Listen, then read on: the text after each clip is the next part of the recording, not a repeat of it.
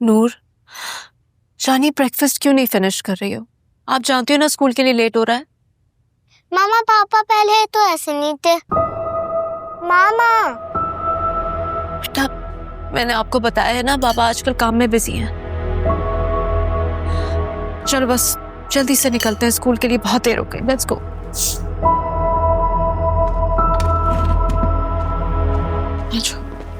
Good girl.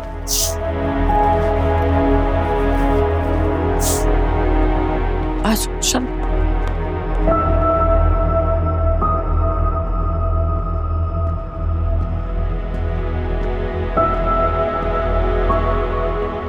चाचू आ गए, चाचू आ गए।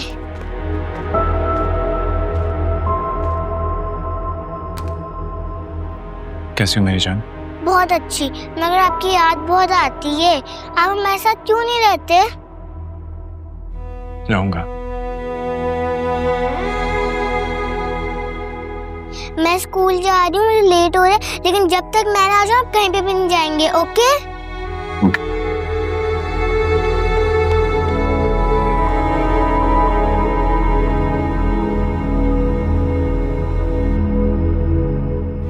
शासन, ये तुम्हें क्या हुआ है? Everything okay? आपको कुछ बताने आया। सब ठीक तो है ना? भाभी, याद है आपने एक दफा मुझे क्या कहा था? औरत कोई भी तकलीफ बर्दाश्त कर लेती है, लेकिन अपने शौहर की बेरुखी, बेवफाई उसे जीते जी मार देती है। क्या मतलब? अब आपको सुफियान भाई की जात से कोई भी तकलीफ नहीं पहुंचेगी और ना ही कोई दर्द। शासन, साफ साफ बताओ, क्या किया तुमने?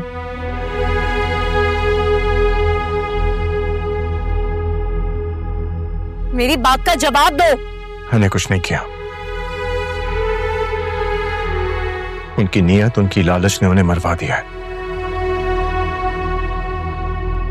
मैंने छान से मार दिया उन्हें।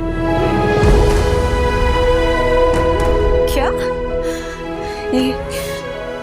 ये क्या बकवास कर रहे हो तुम? शासन, झूठ बोल रहे हो? प्लीज, तुम झूठ बोल रहे हो ना?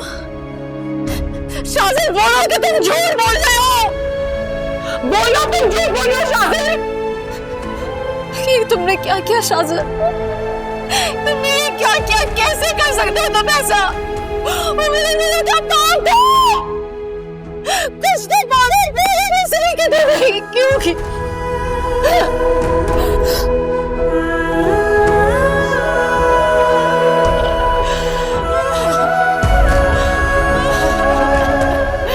प्लीज बोलो, तुमने ऐसा नहीं किया। ये क्या किया तुमने?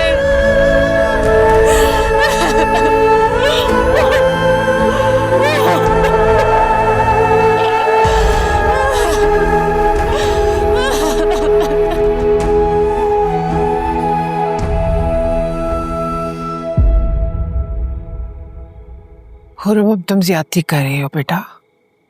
जब शाजिल कह रहे हैं कि शहाब का कत्ल सुफियान ने किया है, तो फिर सुल्तान को किस बात की सजा दे रहे? उसे रिहा होने दो बेटा। नहीं अम्मी, कभी नहीं। वो मेरे अब्बा का कातिल है। मैं उसे कभी माफ नहीं करूंगी। और अगर आइंदा आपने ऐसी कोई बात की तो खुदा की कसम मैं अपनी जान ले लूंगी। ये तो जुल्म है बेटा।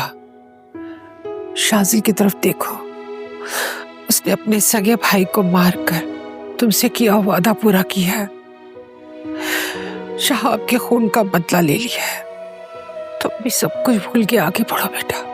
अम्मी, आप तो बेटे की मोहब्बत में सब कुछ ही भूल गई। कुछ भी याद नहीं है आपको? पूरा मम्मी मेरी वकालत नहीं कर रही, वो सिर्फ सच्चाई बयान कर रही हैं। सच्चाई की बात ना करना तुम। शाहज़ादा सुल्तान खान जिसकी शुरुआत तुमने मुझ तक पहुंचने के लिए, मुझे पाने के लिए एक झूठ से की थी,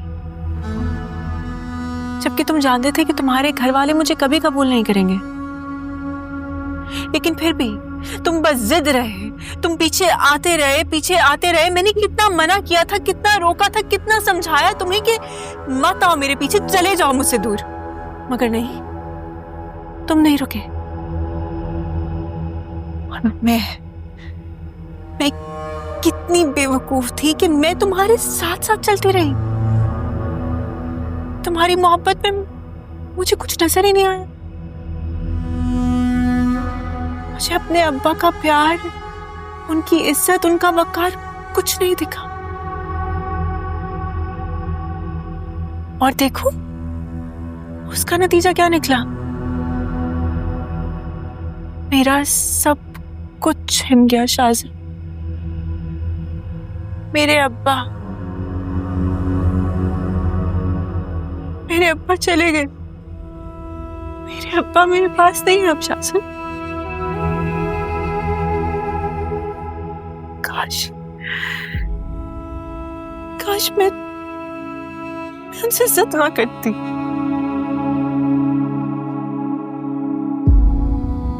इसलिए सच्चाई की बात तुम मत करना, क्योंकि जब तराजू में तोला जाएगा ना, तो पता है अब्बा के कत्ल का बोझ सबसे ज्यादा किसके हिस्से में आएगा? मेरे और फिर तुम्हारे। सिर्फ तुम्हारे।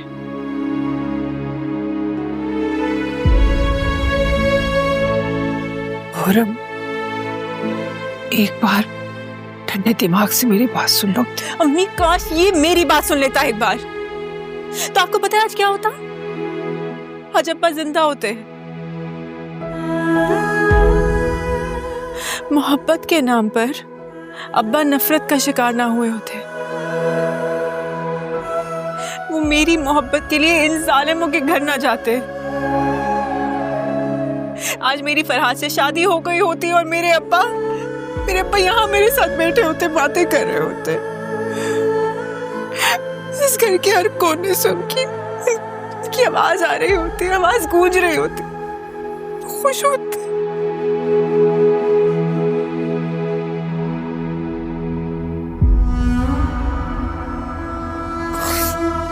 मैं इस वक्त खुद को मुर्दा नहीं बल्कि जिंदा समझ रहे होते।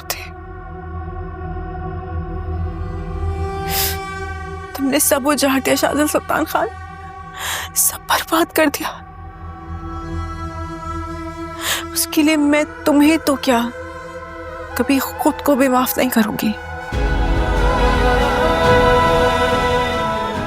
कभी माफ नहीं करूंगी। खुरम,